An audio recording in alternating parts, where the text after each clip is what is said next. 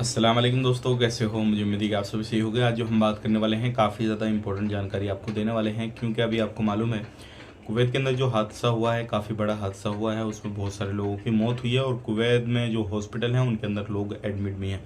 और भी हम बात करेंगे जो कि चेकिंग, गिरफ्तारी और न्यू रूल रेगुलेशन के हवाले से कुवैत के अंदर जो है कुछ बदलाव किए जा रहे हैं, उसके हवाले से हम बात करेंगे। चैनल को पहली बार देख रहे हैं, सब्सक्राइब करें और साथ ही साथ बेल आइकन ज़रूर प्रेस कर दें।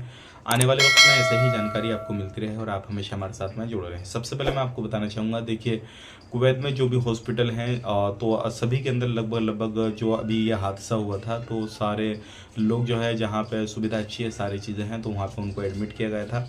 तो कुवैत में जो भी लोग हैं अलग अलग कंट्रियों के भी हैं और ख़ास करके जो इंडिया है वहाँ के बहुत सारे लोग हैं, जिसमें कि केरला से, उत्तर प्रदेश से, बिहार से, पंजाब से, हरियाणा से, सभी जगहों से जो लोग हैं उनकी लिस्ट जारी की गई है। तो अगर आपके कोई भी जानने पहचानने वाले हैं तो आप जो है लिस्ट उनकी देख सकते हैं और अपना पहचान कर सकते हैं कि आपके कोई जानने पहचानने वाले हैं कि नहीं है। देखिए जो लगभग 46 जो लोग थे उनकी डेथ बॉडी जो थी वो इंडिया के अंदर आ गई हैं और बाकी के जो लोग वहाँ पे अभी भी हैं जो कि हॉस्पिटल के अंदर एडमिट हैं तो उनका इलाज वगैरह चल रहा है, सारी चीज़ें हैं, जिसमें कि पाकिस्तान, बांग्लादेश, नेपाल वगैरह से भी काफ़ी ज़्यादा लोग हैं।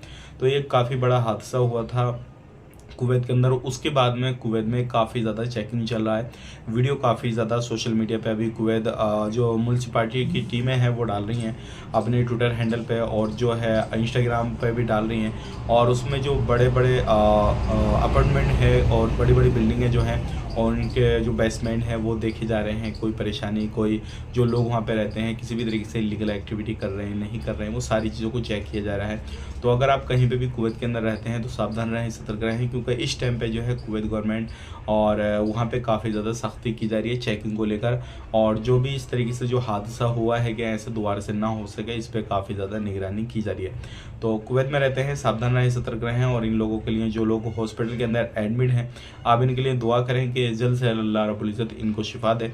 और जो भी लोग किसी भी तरीके से जल गए हैं, किसी भी तरीके से जो है हालत ख़राब हुई है, उनको जल्द से अल्लाह रब्बुल इज़्ज़त शिफा अता फरमाए। अब बात कर लेते हैं यहाँ पे अगली खबर की तरफ। जो अगली खबर आ रही है निकल के, ये लोग काफ़ी ज़्यादा इंपॉर्टेंट जानकारी है, क्योंकि बहुत सारे लोग हमसे सवाल कर रहे हैं कि ये जो डेट है जो एक्सचेंज की गई है, जो छूट की है, तो ये लास्ट है या फिर और भी एक्सचेंज की जा सकती है। तो देखिए अभी ये जो चेंज की गई है वो इसलिए की गई है क्योंकि ये बीच में ईद आ गई थी, तो इसलिए 5-6 दिन जो थे वो ईद की छुट्टी के हवाले से सारी चीज़ें हुई और उसके बाद में गवर्नमेंट ने देखा कि इसको एक्सचेंज करना चाहिए, तो इसलिए वो 30 तक कर दी गई है। आने वाले वक्त में इसको एक्सचेंज किया जाए नहीं किया जाए वो अलग मैटर है, लेकिन फिलहाल में आपको इसका फ़ायदा लेना चाहिए अगर आप फ़ायदा लेना चाहते हैं। उम्मीद करता हूँ वीडियो पसंद आई तो लाइक कर दें, शेयर कर दें और ऐसे ही जानकारी के लिए हमारे साथ में जुड़े रहें। कमेंट में अपनी राय बताएं। आप अपना ख्याल रखें, अपनी फैमिली वालों का ख्याल रखें। Take care, bye bye.